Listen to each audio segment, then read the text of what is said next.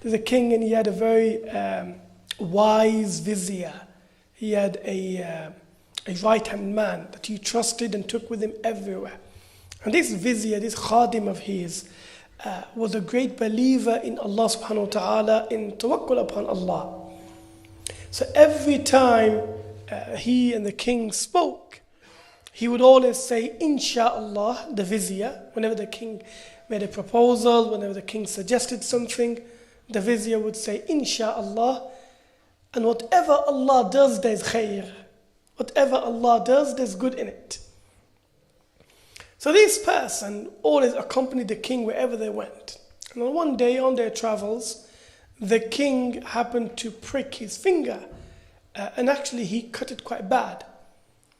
So he turned to his vizier saying, look, I've cut my finger.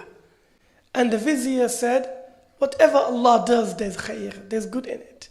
So the king became enraged that I'm bleeding and my khadim is saying there's good in it. So when they returned back to the palace, the king is furious.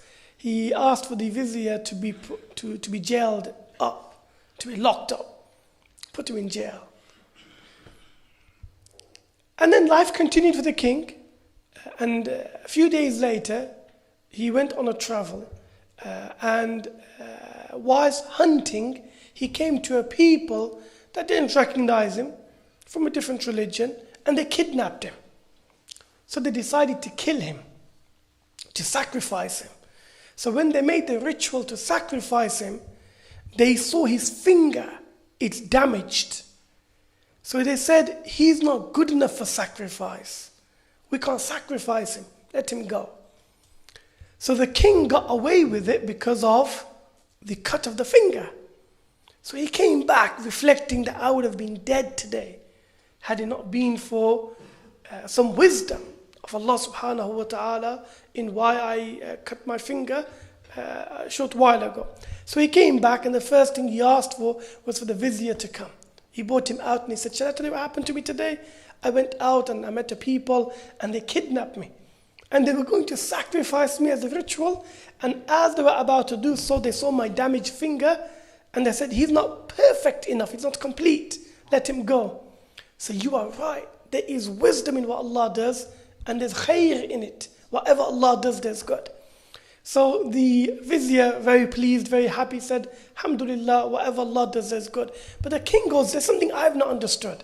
Which is, I put you into jail and persecuted you. Where's the khair in that? You've been in jail all this time. Where's the khair? So the vizier said, had I been with you, I would have been sacrificed. Because I'm fit and healthy. So we learn from this, and these are simple parables that you hear from teachers in all walks of life. The lesson that we take from it, most definitely, is that the one who's controlling your affairs knows better about our affairs than we do. You've got nothing to worry about. He is the one who is worthy upon whom you put your trust. You have tawakkul upon God and you become fearless. More fearless and more secure than when you put your money into your bank account and you feel, yep, it's secure. Or you've locked your car and you've brought your keys in. Or when you're going to sleep and you've locked your door. All of these actions, they lead to some sense of security. All of them do. Try to go to sleep with your front door open. Try to go to sleep with the front window opened. Try to go to sleep with the car door open. You won't be able to. But when you close and you do your sabab, your means, you have a sense of security. And this is from the Sharia, this is what we should do. But the ultimate sense of security and the one in whom we place our trust is not in our locking and not in our keys and not in the bank, but in Allah subhanahu wa ta'ala. And the sooner we have that relationship with Him, that we can put all our affairs over to Him, the sooner our lives will become peaceful, full of tranquility.